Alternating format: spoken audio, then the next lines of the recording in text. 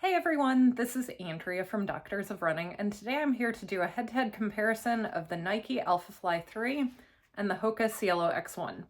I've really been enjoying running in these shoes this winter, and while they definitely have some similarities, there are also some significant differences, so let's get into both. Let's talk about the specs first. So for the Alphafly 3, we've got 40 millimeters of stack in the heel, 32 in the forefoot, giving it a drop of 8 millimeters. The Cielo X1 is almost the same, 39 in the heel, 32 in the forefoot, giving it a drop of 7 millimeters. But where these two shoes really differ are their weight. The Cielo X1 is significantly heavier than the Alphafly. So first of all, HOKA gives their men's weights in a size 10, whereas Nike and most other brands give their weights in a size 9, so it's hard to do a direct comparison. But their women's shoes, they both give us the weight in size 8. So the Alphafly 3 in a men's size 9 is 7.0 ounces, and the Cielo X1 in a men's size 10 is 9.3 ounces. So that's 2.3 ounces different, but again, we're comparing a size 10 to a size 9. But in the women's size 8, the Cielo X1 comes in at 7.4 ounces, whereas the Alphafly 3 comes in at 6.1. So that's 1.3 ounces different between the two shoes. That's pretty significant, especially for a racing shoe. I'll get in a little later if I actually felt that difference in weight between the shoes, but definitely in terms of specs, the weight difference is the most significant thing. Price, Alphafly 3 is $285, Cielo X1 is $275, so pretty comparable. All right, let's talk about fit now. So the Cielo X1 is hands down the most comfortable, best fitting HOKA I have tested.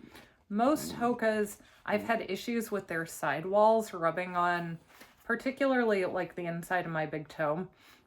So most of those shoes I haven't been able to do really long runs in.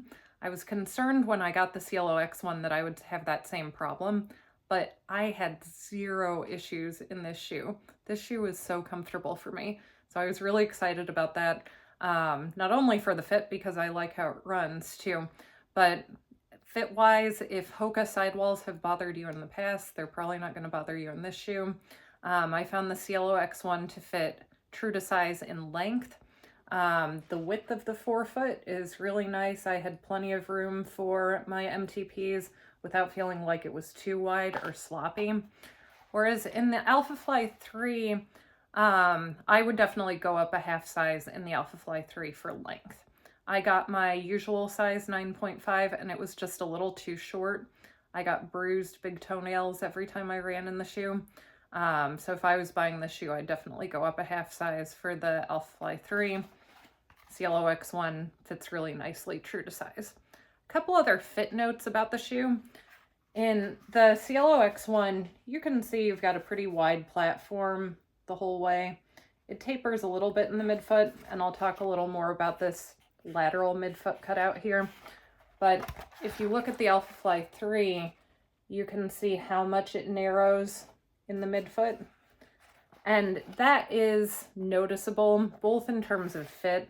Like, I know a lot of people had issues with how narrow the midfoot was in Alphafly 1. I never had that issue, but you can definitely notice that it fits the most snug through the midfoot. So if the midfoot of Alphafly 1 was too narrow for you, then the midfoot of Alphafly 3 probably will be too. So comparing the two shoes, definitely a little more width in the midfoot of Cielo X1, a little narrower in Alphafly 3. Both shoes in the toe box, there's pretty good width. I didn't have any irritation in the Alphafly 3 in terms of width. No irritation on my first MTP or anything.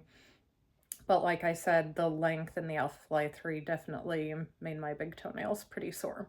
Another important fit note here, the laces in the Cielo X1 are not great. They're really flat and stiff, and they're actually a little bit wider than the eyelets. So it's hard to really pull on them and get them to lock down at each eyelet row. The Alphafly 3 has the typical like textured lacing system that Alphafly 1 and 2 did.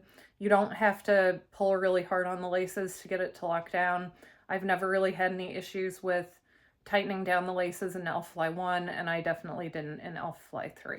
So in terms of lacing and lockdown, definitely prefer this structure with Alphafly 3 over the not so great laces of Cielo X1.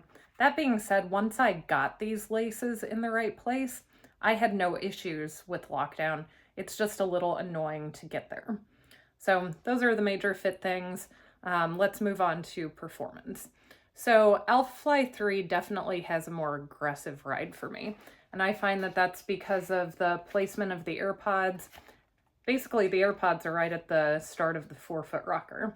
So for me, I land at my lateral midfoot here, and then I'm immediately on the AirPods and then kind of get shot forward into push off. I did find that the ride of Alphafly 3 was a little less aggressive than Alphafly 1 because the 3 encapsulates the AirPods, whereas 1, they weren't encapsulated, so you really could hit them hard and get like a really big boost. So just a note for those who are fans of Alphafly 1. Comparing the forefoot of Alphafly 3 to Cielo X1, this is a really rockered shoe too, and it definitely has an aggressive ride. What I would say the main difference is that this is a softer and more compliant shoe. So for me, I land basically where this cutout is. And first of all, I was really worried about what that was going to feel like. I actually like landing there. It makes the shoe feel softer at initial contact, but not like too soft. It's not marshmallowy soft. It didn't feel unstable. It reminded me a lot of the New Balance SC Elite version 3 in terms of the amount of softness at initial contact there. But once you land, you get that initial bit of softness, but then again, you're right at the forefoot rocker, so it just pushes you forward. So it's a really nice balance between some cushioning when you land, but then that really aggressive rocker feel to push you into push off. As far as pacing for these shoes, so I disagree with a lot of people as far as what Alphafly 3 is best for. I don't like it as a marathon shoe, even though that's what Nike kind of says it's for. I've set 5K through half marathon PRs in Alphafly 1. And that's how I feel that Alphafly 3 would be for me too. It just feels better at faster paces for me. And I think that's because, again, I'm a lateral midfoot striker. If I load these AirPods right, I get such an aggressive push into push off that the shoe just works better for me the faster I run. It actually feels a little sluggish at marathon pace because it feels like I don't load the AirPods enough. I find the opposite with Cielo X1. This shoe feels really great at 10K to marathon pace. I did a 20 miler on the treadmill in this shoe, and my feet felt awesome when I was done. And you really can't say a lot for 20 milers on treadmills, except you only do them when you have to, when you're training for a winter marathon. So this shoe, because it's a little softer, I actually would say it performs pretty well at faster paces. Like I did some mile pace intervals in it, but the main thing holding it back from being a faster race shoe is really its weight. For the men, 9.3 ounces for a men's size 10, 7.4 ounces for a women's size 8. That's pretty heavy for a racing shoe, especially a short race shoe. I could see this being a marathon racer for a lot of people. It's just got that nice combination of cushion and responsiveness, and that forefoot rocker really helps you keep turning over. So I don't think the weight's going to hold this shoe back as a marathon racer, but I think it would if you tried to use it for like a 5K. One thing to note about the Cielo X1, because of this cutout, people who have had a lot of lateral ankle sprains or who have lateral stability issues might not do well in this shoe. I've sprained my ankles a lot and I was worried about that. I didn't really notice it that much, but David definitely noticed when he was turning that the shoe felt a little unstable for him. And he also didn't like how it felt on like cambered roads. So just a note, if you have lateral stability issues, this may or may not be the shoe for you. In terms of stability in the Alphafly 3, again, this is also a neutral shoe. there's not many stability elements, but one thing they did do in this model is really widen the base. So it does feel more stable landing back here. Matt said that it also feels more stable for him landing at his posterior lateral heel. So that's a nice improvement over version 1. But when it comes to like being a real stability shoe, neither of these shoes are stability shoes. These are neutral racing shoes with significant rockers, with very responsive foams. So you've got to have the strength and control to run in either of these shoes. I think overall, the Alphafly 3 for me would be a 5K to half marathon racer, whereas the Cielo X1, I would run a marathon in it. It wouldn't be my first choice because of the weight, but it's comfortable and responsive enough to be a marathon shoe. But I really like it for workouts.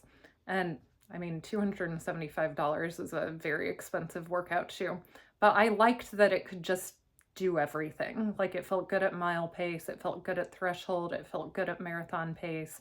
So this is kind of a do-it-all shoe. If you're just looking for like one super shoe to do it all and that little extra weight doesn't bother you, this might be the shoe for you. Whereas this is a very aggressive, very lightweight racing shoe. For some, it's going to be their marathon shoe. For some, it's going to be a shorter race shoe. So I hope that this head-to-head was helpful. If I didn't cover anything, if you've got questions about these two shoes, leave it in the comments. I'll try to answer your questions. Thanks for watching and see you next time.